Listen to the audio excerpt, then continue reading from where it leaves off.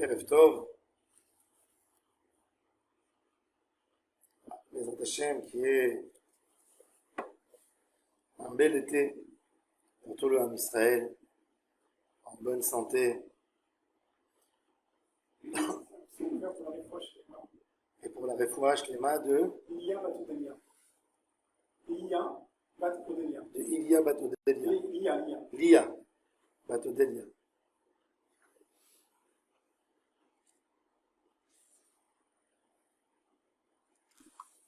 Parashat Achremot.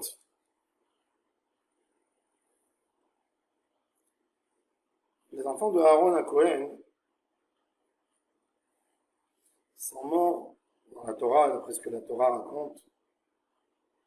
Parashat Shemini. ויהי ביום השמיני קרא משה לאהרון ובניו וזקני ישראל. On a inauguré le Mishkan. Et ce jour terrible, il y a eu ce malheur où les enfants de Aaron à Cohen sont morts. Comme si la Torah a oublié de ce sujet. Et elle est passée Parashat Tazria, Parashat Metzora, et là, elle revient à l'événement. Kadosh Baruch Hu parle avec Moshe après le décès des deux enfants de Aaron. Pourquoi on a coupé, pourquoi on a fait cet arrêt de deux parachutes entre le décès des deux enfants de Aaron, comme si on avait accordé une paracha à chacun. Pour un Tazria et pour l'autre Metzora. Et rien qu'après, on parle de Achremot ibn Aaron. Ça aurait dû avoir lieu tout de suite. Vaidaber Hashem el Moshe, Achremot ibn Aaron. Peut-être ça s'est passé tout de suite après, mais dans la Torah, dans l'ordre des parachutes. Pourquoi on n'a pas mis l'ordre? Pourquoi on n'a pas gardé l'ordre?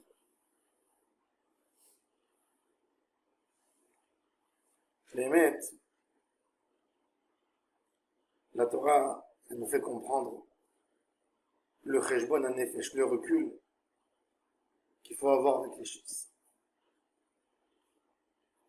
Quand l'homme il est pris dans sa peine, il n'a pas le temps de penser. Il n'a pas le temps de comprendre. On est pris sous une peine terrible. Il faut savoir que on n'a pas le droit de dire à quelqu'un, quand il a perdu un de ses proches, fais teshuva. Parce que si tu aurais été tzaddik, tu n'aurais pas eu ce malheur. Ça, celui qui fait ça, il transgresse, il fait une avera minatora, onaat dvarim.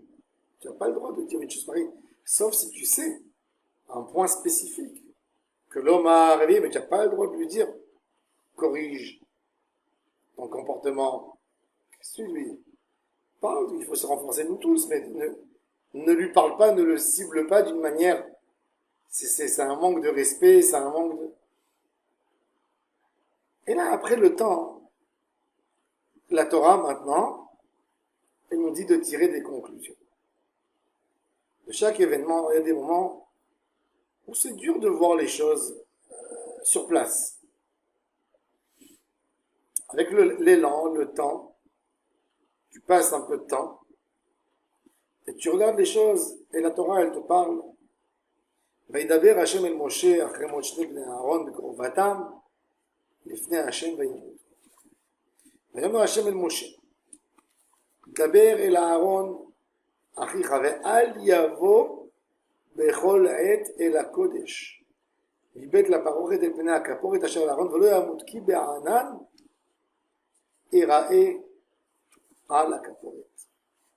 Et là, en fait, la Torah, dans Parashat Achremot, elle nous parle de la fois où Aaron peut voir la Shekhinah, peut voir Kadosh Baruch Hu. Ce sera le jour de Kippour.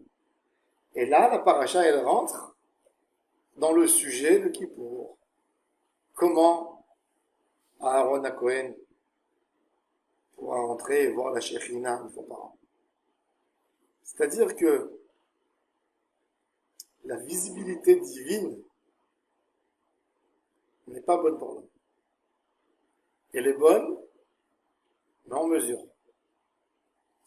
Et là, on commence à comprendre un sujet très très fin. Si on arrive à le toucher, le sujet de la proximité avec Akadosh Baruch. Il y a une proximité à Hachem qui nous laisse rien faire. Qui nous laisse rien faire parce qu'il ne faut pas s'occuper de rien d'autre. Il y a une proximité qui nous laisse avec les gens autour de nous, qui nous laisse dans le quotidien. Un homme aime ses enfants, adore ses enfants. Alors qu'est-ce qu'il fait? Il travaille pour eux. Il amène la parnassa. Mais quand ils sont en vacances, c'est difficile pour lui d'être avec eux toute la journée à la maison. Et tu vas lui dire, tu n'aimes pas tes enfants? Il va dire, mais je les adore. Ça n'a rien à voir. La proximité, trop de proximité, ça ne marche pas. Un homme avec sa femme, il aime beaucoup sa femme. Mais dans les moments de la vie conjugale, c'est pas qu'il y a des hauts et des bas, c'est qu'il y a des étapes. Il y a des moments où tu es prêt d'une certaine manière. Il y a d'autres moments où tu te rapproches d'une autre manière. Et tu ne peux pas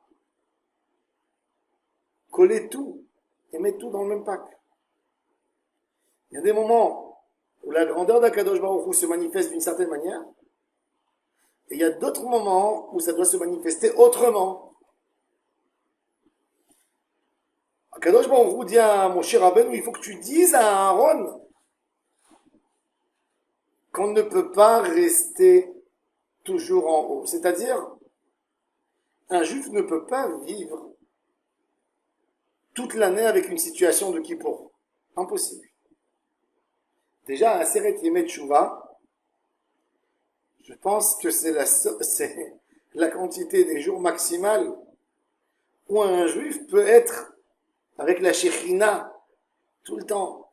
Les Slichot 40 jours, c'est le maximum possible qu'on peut mettre sur un homme, de changer son rituel, de se lever tous les matins, de faire attention, de ne pas manger ceci, de te lever plus, de faire plus de tefilot.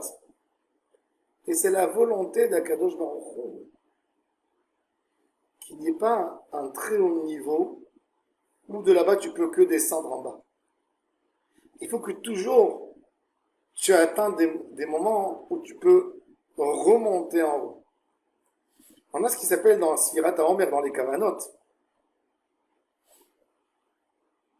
on a un moment de Yetziat Mitzrayim.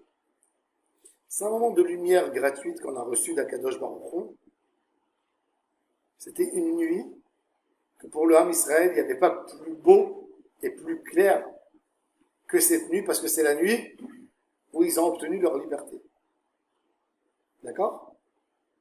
La Keriat Yamsouf, elle a commencé aussi à minuit. Mais c'était le minuit où Akadosh Baruch Hu a dit à Moshe, tu diras aux enfants d'Israël, retournez votre tête pour voir les Égyptiens, parce que ce sera la dernière fois que vous aurez vu les Égyptiens. Et avec cette émouna toute la nuit, ils sont descendus dans la mer Rouge, et le lendemain matin, à l'aube, il ne faisait pas encore grande lumière. Les Égyptiens se sont noyés dans l'eau. C'était une nuit, c'était des nuits. Et c'était des nuits qui ont amené avec eux pour le Ham Israël tellement de lumière, tellement de lumière, que c'était comme une journée. Et ben, après ça c'est le Hari Akadosh, il dit, alors il dit dans la nuit de la Haggadah, on reçoit toutes les lumières. Et puis après, toutes les lumières, elles nous disparaissent. Tout de suite. Le lendemain du Seder, on a tout perdu. Maintenant, il faut commencer à récupérer les lumières chaque jour du Homer, on récupère une lumière. Ça va être en 7 semaines. Chaque semaine, c'est 7 sphères dans une sphère. C'est-à-dire, hier, on a complété la sphère du Chesed. On a fait Chesed. Alors, on a eu Chesed de Chesed, Gevura de Chesed, Tiferet de Chesed, Netzach de Chesed, Hod de Chesed, Yesod de Chesed et Malchut de Chesed. On a complété le Chesed. Ce soir, on est rentré dans la deuxième sphère de la Gevura. Aujourd'hui, on a compté 8 jours du Homer. 8 jours du Homer, ça représente le Chesed, le côté Chesed, du côté rigoureux de la Gevura. Il y a tout un travail à faire aujourd'hui pour acquérir cette lumière et pour nettoyer en nous, pour faire briller cet élément qui s'appelle Gevura de Chesed. Chesed chez Gevura. Demain, on sera Gevura chez Gevura. Il faudrait réparer le côté rigoureux de la rigueur. Comment je fais attention que même dans ma rigueur, je reste collé à Kadosh Baruch Hu. Et ainsi de suite, chaque jour et jour. On a besoin de faire un travail, de faire une tefila. Si on a fauté, on a abîmé quelque chose du côté chesed, quelque chose du côté gvura. Et ainsi, chaque jour et jour, on a besoin de faire le tikkun de la chambre. Rabbi Nachman de Breslev dit dans l'écouter Moharan que des fois, un homme simple, il plonge dans le monde de la tefila, de la prière, et il se retrouve dans un monde spirituel d'une manière extraordinaire. Il a eu un élan, il a eu une douceur, il a senti Hachem, il a senti un dialogue, il a senti la sérénité, comment il lui touche sa neshama. Il a vu une lumière dans la tefila. Il a senti à quel point Hachem l'aime. Hachem l'aime. C'est des moments très rares dans la vie où on sent que Hachem nous aime. J'ai entendu une histoire incroyable. Je vais vous la raconter. Prenez-la où vous voulez. L'histoire, il y a une femme qui m'appelle avant Pessah, qui veut me raconter une histoire. Elle a eu un mariage très problématique avec son mari. Ils ont eu quelques enfants, le mariage n'a pas tenu, et ils ont divorcé. Et son ex lui a montré toutes les couleurs possibles. Il y avait beaucoup de violence dans ce mariage. Et cette femme, elle me raconte, elle me dit, voilà, avant Pourim, c'était le tour du père de les prendre. De prendre les enfants. Maintenant, cette femme, dans la vie de couple, c'était pas que de son côté à lui, que lui était méchant, ça s'arrangeait pas entre eux. Les deux, il y avait des tensions. Et voilà qu'elle lui fait descendre les enfants dans la voiture. Alors, il y avait un enfant qui était plus petit, donc elle l'attache avec la ceinture. Et là, le père qui se retourne et qui lui crache dans la figure. Incroyable, devant les enfants. Et qui l'a humilié. Elle m'a dit, avec mon caractère, j'ai même pas envie d'imaginer ce que je lui aurais fait. Elle me dit, mais quand j'ai vu mes enfants, à quel point ils ont blanchi de peur, ils n'ont rien compris. Elle a dit, je me suis essuyé le visage, j'ai embrassé les enfants, j'ai dit, je suis sûr que vous allez bien profiter. Et j'ai couru à la maison. Elle a dit, quand je suis arrivé à la maison, je suis tombé sur mon lit et j'arrêtais pas de pleurer. Elle m'a dit, c'était la journée avant Pourim. Elle m'a dit, j'ai pas fait de Pourim. 2 jours j'étais au lit, je sentais comme si je recevais des coups. Tellement le feu en moi. Elle m'a dit, je suis pas parti à la Megillah, j'ai pas mangé, je suis pas descendu du lit 2 jours. Que pleurer. Elle m'a dit, après 2 jours, j'avais les yeux enflés comme ça. J'ai dit, j'ai pas écouté la Megillah, j'ai pas fait Mishloach Manot, j'ai pas mangé un repas de Purim. Au moins, je vais aller me faire un Mishloach Manot. Donc, elle me raconte, elle me dit, je suis rentré au Kenyon, j'ai mis un manteau sur le pyjama, je suis rentré dans la voiture, je suis parti au Kenyon. Je me dis, qu'est-ce que je vais me faire plaisir après ce malheur que j'ai eu? Elle dit, elle est rentrée, elle a cherché, elle avait une parfumerie au Kenyon, elle a acheté un beau parfum pour 500 shekels. Elle m'a dit que ça coûte ce que ça coûte, j'ai aimé l'odeur, je me suis fait plaisir, j'avais besoin. Elle m'a dit, je sors du Kenyon, je passe à côté d'une chaîne de bijoux, une grande chaîne, Royalty, ça s'appelle en Israël, une grande. Et il y a une dame, elle lui dit, viens, tu vas faire une carte de membre de club, tu sais, tu payes 80 shekels, tu obtiens la carte. Il y a maintenant un tirage de sort sur une grosse bague diamant. Et laisse-moi tranquille, moi, j'ai jamais gagné de ma vie, même pas un bonbon, laisse-moi tranquille. Non, non, lui, tu sais, pourri. Elle a dit, je sais même pas comment j'ai fait, j'aurais jamais fait ça normalement. J'ai fait rentrer ma main dans ma poche, j'ai pris les 80 shekels, je lui ai donné, elle a dit, je suis resté comme ça. Ils ont dit, dans 5 minutes, c'est le tirage au sort. Pour me prouver que jamais je gagne. Elle me dit, et tout d'un coup, ils disent mon nom. Elle a pris une très grosse bague avec un super diamant. Ça coûte une fortune. Et elle dit, mais tu es sûr que tu appelles moi, tu rigoles, non? Non, non, non, c'est toi. Elle me dit, je rentre, je récupère le diamant. Moi, ils font des photos et ça. Et après, elle reçoit un cadeau, des bons d'achat, hein, pour le prix qu'elle a payé même son parfum dans le Kenya. C'est-à-dire qu'elle a reçu tout cadeau.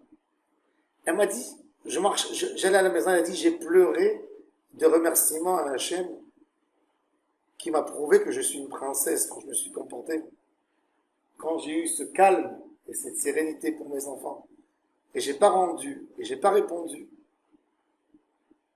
Et son ex, le lendemain, il fait et il lui dit, ah, j'ai oublié de vous dire le détail, il lui dit, pourvu qu'une voiture vienne t'écraser, comme ça, quand tu lui craches dessus. Je veux dire, pour la totale. Le lendemain, ses enfants, ils reviennent chez elle. Il dit, tu sais maman, papa, il a passé un accident de voiture très grave. Toute sa voiture, il y a un camion qui est rentré qui lui a écrasé la voiture. Regardez comment Akadosh Baruch Hu, il fait les choses. Elle m'a dit, je te raconte cette histoire pour te dire qu'il y a des moments qu'on n'est tellement pas bien. Puis Akadosh Baruch Hu, il te montre, je t'aime. T'inquiète pas, je suis là avec toi. Elle a dit, quand j'ai senti ça, ça m'a donné une tellement grande force de sentir que Akadosh Baruch Hu est avec moi, que Akadosh Baruch Hu même. Elle a dit, je ne pourrais jamais t'expliquer le moment, le sentiment, comment je me sentais forte, comment je me sentais puissante avec Hachem. Et chacun dans sa vie, il a des lumières, des moments de lumière comme ça. Mais il dit Rabbi Nachman que quand on a des moments de lumière comme ça, qu'est-ce qu'on demande dans ces moments? Que ça continue. N'est-ce pas? Pas forcément pour recevoir de l'argent, pour recevoir des cadeaux. Pour sentir cette protection d'Hachem Yitbarach. Pour sentir à quel point Hachem est avec nous. Mais il dit Rabbi Nachman, c'est impossible de vivre ces moments tout le temps. Quand tu as fait une fila, tu as senti tout d'un coup. Mais tu veux que ça continue, c'était tellement agréable de parler avec Hachem. C'était tellement agréable de sentir à quel point je suis couvé par Hachem. À quel point je suis protégé, à quel point je suis béni, à quel point je suis honoré. Non, tu as un travail maintenant à faire. Maintenant, tu as un travail d'essayer de chercher Hachem, de découvrir Hachem.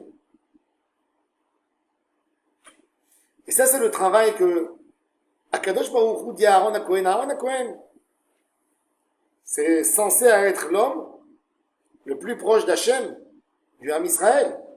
c'est l'homme qui va gérer le tabernacle, le Beth Amikdash après, plus tard, le Kohen Gadol. Et Akadosh Baruch Hu dit à Aaron HaKohen, Ve'al yavo bechol et el HaKodesh. Pourquoi? Parce qu'on a besoin des fois de s'éloigner pour se rapprocher mieux. Parce qu'on a besoin de savoir, de faire le partage entre le moment où tu sors dehors et le moment où tu rentres à la maison. Chaque moment a un rôle dans la vie. Est-ce qu'un homme qui adore sa femme, il est amoureux de sa femme, il va rester toute la journée enlacé avec elle? Il aime.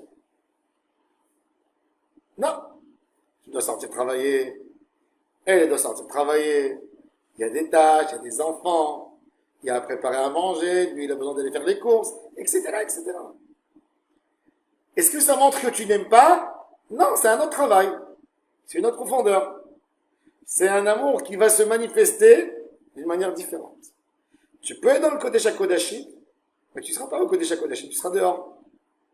C'est le travail du juif de toute l'année. On ne peut pas choisir que des moments qui nous plaisent dans la vie. On a des moments où on est éloigné. On a des moments, par la force des choses, par la nature des choses, on n'est pas là-bas. Même Aaron HaKohen ne peut pas être au Kodesh HaKodashim tout le temps, même qu'il aurait désiré, même qu'il aurait voulu, il ne peut pas. Combien de fois? Une fois dans l'année. Mais cette envie d'être là-bas, elle te donne du goût dans ton travail de tous les jours. Et ça, c'est le travail de la Avodat Hashem qu'on a besoin de prendre, de faire de ça un parallèle dans notre vie. Il y a un homme qui pense que toute la vie c'est du bonheur. C'est du bonheur absolu. Oui, c'est vrai. C'est du bonheur. Mais comment tu le sens? Alors, quand tu demandes à quelqu'un c'est quoi les moments de bonheur que tu as eu dans ta vie, rares sont les moments. Rares sont les moments où tu as un bonheur rare. Ton mariage, les anniversaires de tes enfants, le moment où tu as connu ta femme, certains moments où tu as vu tes parents, où tu as vu un oncle, où tu as une surprise, où on t'a embrassé, où on t'a enlacé, où tu étais bien. D'accord? Et après, où tu es? Ah, j'ai froid, je ne peux pas me supporter. Non. C'est une autre manière comment la vie elle s'exprime avec toi. Et tu peux avoir même dans ce moment du bonheur. Si tu sais que la vie elle a une manière à s'exprimer, chaque moment à toi, il est magnifique.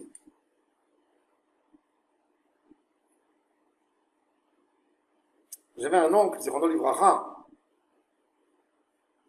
Un jour on passait comme ça, on était à Genève, et on passait à côté d'un centre où on faisait des opérations hein? Chirurgie esthétique. Chirurgie esthétique, exactement. Que de la chirurgie esthétique. Et je disais à mon oncle, tu t'imagines combien d'argent les gens y mettent dans la chirurgie esthétique?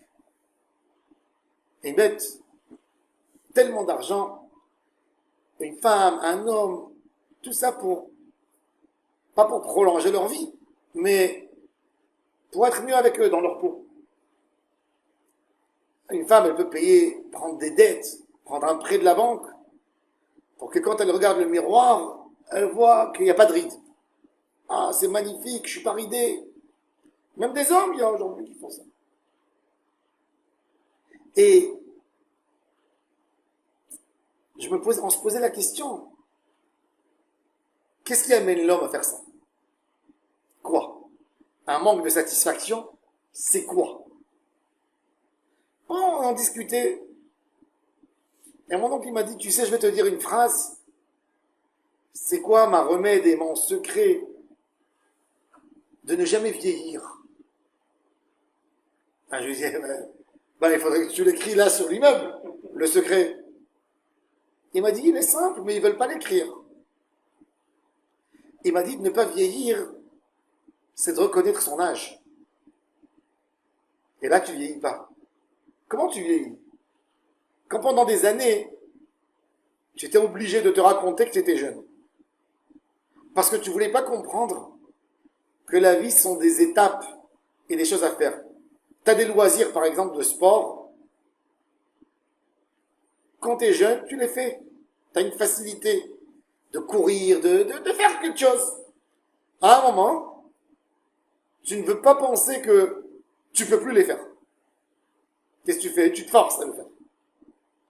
Et quand tu t'es forcé et tu as fait un effort supplémentaire, et tu as réussi parce que tu as fait un effort supplémentaire, bah tu te dis, regarde, normalement ces loisirs conviennent à des gens de 20 à 40, et moi j'ai 55, et je les fais quand même, c'est-à-dire que j'ai 40. Et tu restes avec cette idée dans ta tête que tu as 40. Parce que tu arrives à faire des choses que les gens de 50 ne font pas. Mais quand tu arrives à 70, et tout d'un coup tu as compris que tu ne pouvais plus faire, quel âge tu as? Tu es passé de 40 à 70. Tu as pris 30 ans d'âge dans la figure en une seconde. Tu peux faire tout ce que tu veux. C'est des applications locales comme ça que tu fais, mais tout d'un coup tout vient. Mais quand tu as compris que chaque chose a un moment pour faire dans sa vie, et à le faire bessimcha et profiter, remercier le bon Dieu de m'accorder la possibilité de le faire, toute ta vie c'est un paradis. Parce qu'à chaque moment, il y a des choses à faire. Quand je fais la mission la plus difficile dans ma vie, et chacun a des choses qu'il aime faire dans sa vie, et a des choses qu'il n'aime pas faire dans sa vie. Nous tous. Que ce soit des choses spirituelles, que ce soit des choses matérielles, que ce soit des tâches du jour et du quotidien, on a des choses qu'on aime beaucoup faire, et on a des choses qu'on n'aime pas faire. Il y a 75% des gens qui travaillent dans un endroit qu'ils n'aiment pas. Vous allez être étonnés. 75% des gens n'aiment pas leur travail. Est-ce que c'est un problème d'aujourd'hui? Non! C'est un problème de milliers d'années. Toujours ce problème existe. Sinon, il n'y avait pas de jalousie. Si les gens étaient contents de ce qu'ils faisaient, il n'y avait pas de jalousie. Alors, comment je change quand je comprends qu'il y a un jour de Kippour, il y a 364 jours autres, c'est-à-dire que ces jours, je dois remplir le jour d'après ce qu'il est, pas m'attendre à quoi que ce soit. Ve'al yavo becholet et la kodesh. Il dit Rabbi Nachman, Akadosh Baruch Hu, il veut que l'homme, la neshama de l'homme, il a une bechina de ratzo vachov, qu'elle court, qu'elle monte, qu'elle descend. Sinon, tu as découvert ce émet, ça y est, tu n'as plus rien à faire. Il y a des gens qui ont eu des moments de grandeur et ils veulent rester là-bas. Et c'est la source de tous leurs problèmes. Quand un homme, il a passé un moment extraordinaire, le voyage de noces après le mariage, mais après sa femme est tombée enceinte. Elle commence à vomir, elle commence à lui faire les manières, elle lui dit j'aime plus, et j'aime pas, et pourquoi ça, et pourquoi... Tout d'un coup, il regrette son mariage. Quel rapport? Il y a le moment du mariage, il y a le moment de la difficulté, il y a le moment des enfants, il y a le moment de la difficulté des enfants. Mais chaque moment, il est incroyable en soi. Il est extraordinaire. C'est un voyage dans le temps. Oui, mais tu veux aller au Kodesh HaKodashim, tu veux un jour de Kippour. Ben même Aaron à Cohen, le plus grand des plus grands, Akadosh Baruch Hu lui a dit Ve'ali avo becholet el hakodesh. Tu ne peux pas rester toujours dans le même endroit. Impossible. Même le plus grand des tzadikim ne peut pas rester toujours dans le même endroit. Même Aaron à Cohen, il ne peut pas rester, il doit redescendre. Le lendemain de Kippour, d'accord, qu'est-ce qu'on fait? On commence à chercher du bois dans les rues et du scar pour construire la souka. Et une cabane, il va acheter l'herbat minim, il va acheter la viande, il va acheter, tu étais dans le Kippour, tu étais avec ton talit, dans l'année, tu as fait trembler le ciel, tu as crié à chez moi Elohim, et tout d'un coup, tu reviens au quotidien, il faut faire une bonne salade, il faut acheter ceci, il faut faire... Mais tout ça, c'est de la voie attachée. Essaye de ne pas te créer des idées dans ta tête et de rester là-bas, vis le moment comme il est. Essaye de voir, fais ce que tu as à faire, fais le bien. Après, commence à faire des analyses.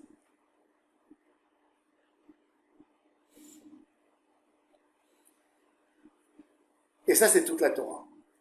Acharemot, shnebne Aharon. Même la mort, c'est des moments. De la même manière, l'homme doit comprendre une tristesse. Combien de temps elle dure? Kadosh Baruch Hu, il a créé dans le monde des équilibres. En équivalence avec les jours de joie extrême que l'homme a dans sa vie, comme un mariage, le jour de naissance de ses enfants, ben, il a d'autres jours noirs dans sa vie.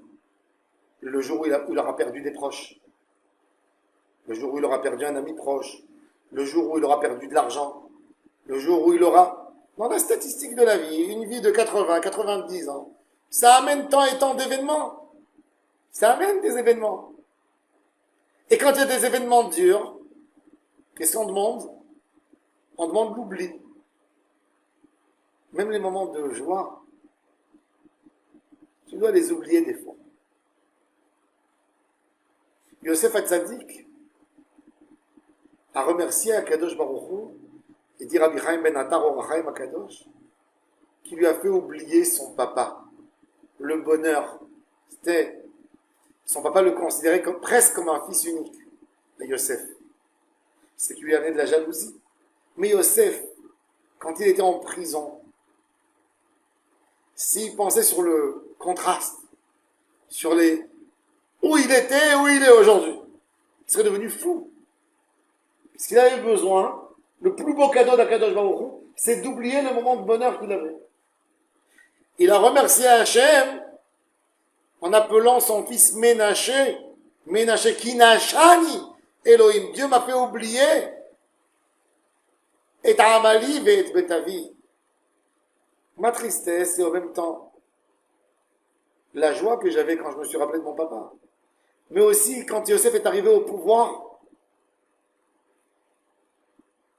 il aurait pu être fou, passer des traitements. Vous savez ce que ça veut dire? Un frère qui a vu comment ses 10 frères l'ont vendu, comment ses 10 frères lui ont fait du mal. Et Amali et Betavi, ils lui ont fait du mal, il a été vendu.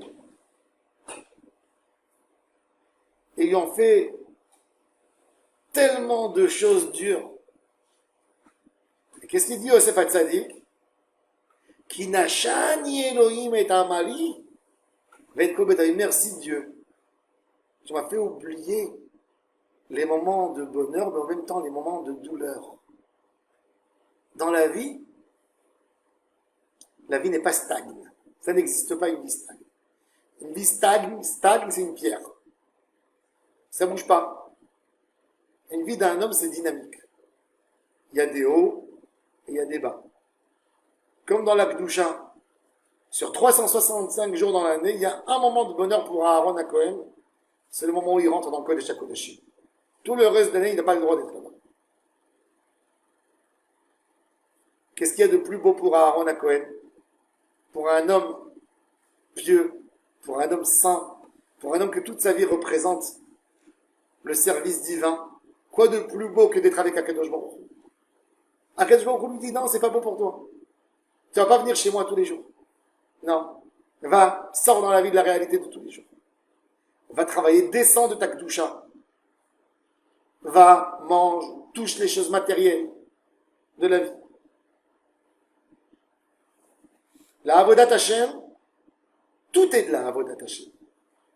Si on a compris que c'est une mission, et que c'est de voir comment on se comporte, et c'est de récupérer des forces, on voit dans tout de la Avodat Hashem. La Avodat Hashem, c'est pas, elle ne se termine pas quand tu es sorti de la synagogue.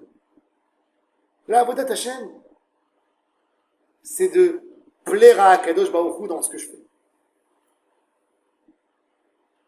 Il y a quelqu'un qui m'a appelé veille de fête. Il m'a dit, je vais chez mes parents. Chez mes parents, la cache-route, elle n'est pas top. Est-ce que je dis à mes parents, je mange pas ça et je mange pas ça? Pessah. Lui, Baruch Hashem, il a étudié dans une yeshiva. Je dis, ses parents, bon, des gens bien, mais pas... Ils mangent ceci, ils mangent ça, ils font pas attention à ça, ils font pas attention à ça, ils font pas attention à ça. Il m'a dit, si maintenant je dis à ma mère que je mange pas ça, que je mange pas, ça risque de faire des...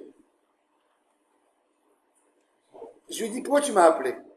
Il m'a dit, je veux savoir quoi faire. Je lui ai dit, tu es ma chaîne? Il me dit, oui. Tu veux faire plaisir à Hachem? Oui. Est-ce que tu penses que ça va faire plaisir à Hachem si tu vas vexer ta mère?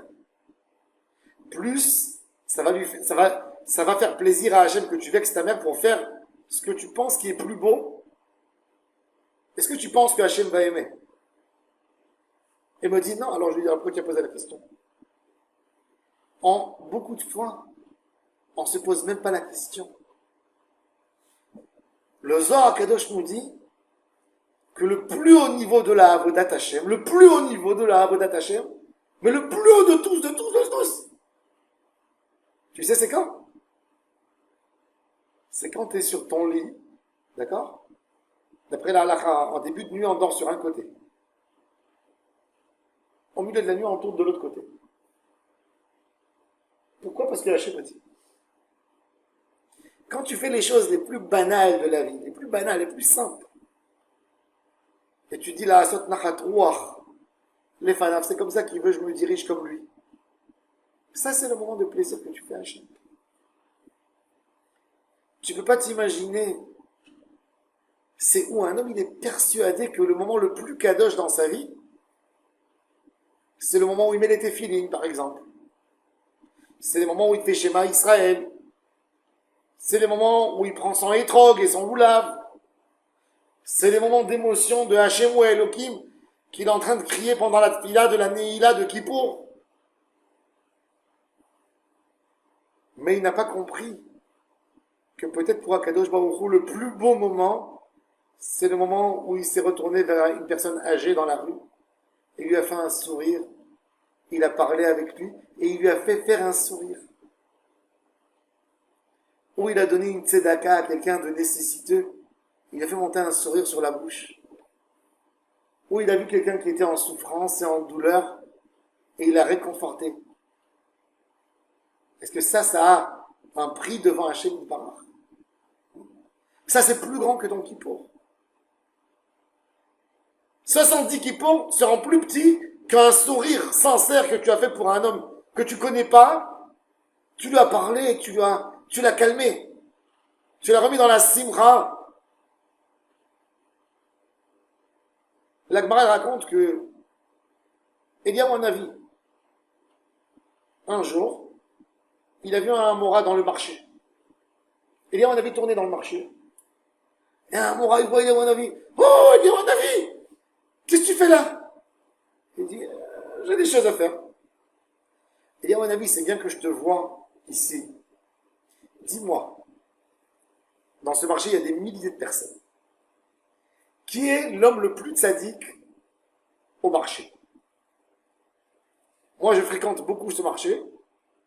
Dis-moi, qui est l'homme le plus pur, le plus saint dans ce marché? Et bien, Navi regarde et lui dit, tu vois ces deux frères, c'est ceux-là. Les plus tzadikim du marché.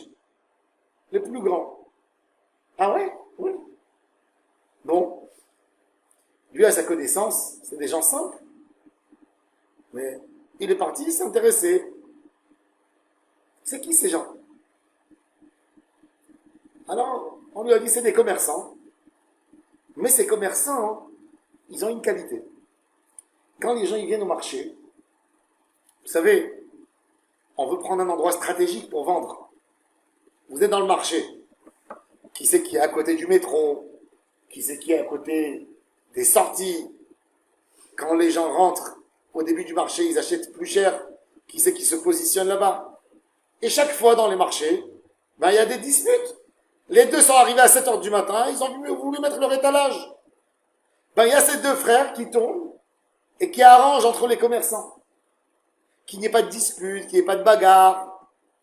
Et quand il y a quelqu'un, il s'arrange pour l'aider, pour ramasser un peu d'argent, pour le remettre bien, pour lui dire voilà, tu vas mettre toi ici, on va envoyer chez toi, toi ne fais pas sortir cette marchandise aujourd'hui. Et bien, à mon avis, il a dit, ceux-là, c'est les plus grandes sadikim du marché. C'est les plus grands, les plus grands, les plus grands, c'est ceux-là. Et là, on comprend un peu mieux. Kippour, c'est un jour qui doit nous donner de l'élan. Kippour, c'est le coucou que tu as eu d'Akadosh Baruch, qui t'a dit, mon fils, je t'aime. Quoi de plus beau que cette corde rouge qui était accrochée sur le temple, était en couleur rouge, tout le monde fait la prière, et tout d'un coup, on voit comment elle blanchit devant nos yeux vers la fin de la journée. C'est-à-dire que Hachem a dit, laissez-moi vous réparer aujourd'hui. Le Avodat Vedamikdash, vous savez que dans les parachutes de Vaïkra et Tzav, on a des korbanot, n'est-ce pas? Quel korbanot on a? Korban Khatat. C'est quoi Khatat? Khatat, c'est un homme qui a fauté inconsciemment, n'est-ce pas? Si quelqu'un a fauté avec toute sa conscience devant Dieu, je sais qu'il y a Dieu, j'ai envie de l'énerver, j'ai envie de l'embêter. Est-ce que cet homme peut amener un sacrifice pour pardonner sa faute? Hein? Pourquoi il peut pas? Pourquoi il peut pas? Il dit Rabbi Chaim Ben Attar, parce que qu'est-ce c'est quoi le rôle du korban? C'est d'enlever le mal que tu as créé par ton action qui t'entoure. C'est-à-dire, quand j'ai fait un mal inconsciemment, j'ai créé une mauvaise chose qui est là pour me faire du mal. Alors moi, avec ma réparation, j'amène mon korban, je dis à Hachem, aide-moi, j'ai fait ça inconsciemment, viens m'aider, viens au secours, aide-moi, sauve-moi, couvre-moi, protège-moi, que le mal que j'ai fait ne se venge pas de moi. Et Hachem, il vient avec le korban, et qu'est-ce qu'il fait? Il dégage le mal que tu t'es créé. Mais quand toi, tu étais contre Akadosh Baruch Hu, tu as renié Hachem, et tu as fait du mal, là Hachem n'intervient pas. Tu as voulu. C'était avec toute ta connaissance. Affronte-le seul. Il y a un jour dans l'année qu'Akadosh Baruch Hu nous répare même ça. C'est le jour de Kippour. Le bouc émissaire pardonné sur toutes les fautes de la Torah. Et c'est pour ça que le bouc émissaire n'est pas égorgé au Beth Amikdash. Parce que comme il prend sur lui même les avéros de Mézid, on préfère le faire le plus loin possible. Dans une Eretz Gzera, dans un endroit. C'est quand même, c'est des choses qui ont embêté Hachem. Alors, la kapara, elle se fait. Mais elle se fait dans un endroit, pas dans l'endroit. C'était là pour faire que du mal à Hachem, la Avera. Donc le jour de Kippour, c'est un jour extraordinaire où Hachem nettoie tout, où Hachem nous montre qu'il est avec nous. Mais c'est pas que ça. Un mariage, c'est pas que de l'amour, c'est pas que des baisers, c'est pas que embrasser. C'est des tâches à faire 365 jours dans l'année. Il y a des moments où on est ensemble, il y a des moments où l'homme il est en train de passer les moments les plus durs pour amener la parnassa pour la maison. Ou la femme, elle passe les moments les plus durs pour avoir un enfant, pour accoucher, des choses. La vie est composée de beaucoup de choses. Quand un enfant, pour qu'un enfant naît, c'est pas que des moments agréables. Il y a des moments très durs. il y a des moments où on se pose 1000 questions. Qu'est-ce qui nous donne la force d'avancer? C'est de se rappeler des bons moments. C'est d'attendre des bons moments. C'est la seule chose. Ben, le Kippour, c'est le goût, c'est le jour à attendre. Si tu n'as pas de jour à attendre, tes jours ne sont pas beaux. Et ça, c'est la vie, ça, c'est le travail de tous les jours. Ne pas avoir peur des difficultés. Chaque jour a son rôle dans la Avodat Hashem. Chaque jour a son travail. Chaque jour a ses tikkuns spécifiques. Quand on a compris ça, ça nous donne plus de douceur de tous les jours. Plus de douceur parce qu'on comprend que du fait que je vis, que du fait que je suis là, c'est que je fais la volonté d'Hachem Yitbarach. Ce qui me remplit, c'est de m'éloigner et c'est d'approfondir et de trouver le goût dans ce que je fais. Et pas rien que dans les choses que naturellement il me donne la satisfaction. C'est de trouver du goût, même dans les choses plus difficiles. De savoir que je les ai affrontées bien. Que j'ai bien fait ce que j'ai à faire. C'est ça ce qui doit nous remplir.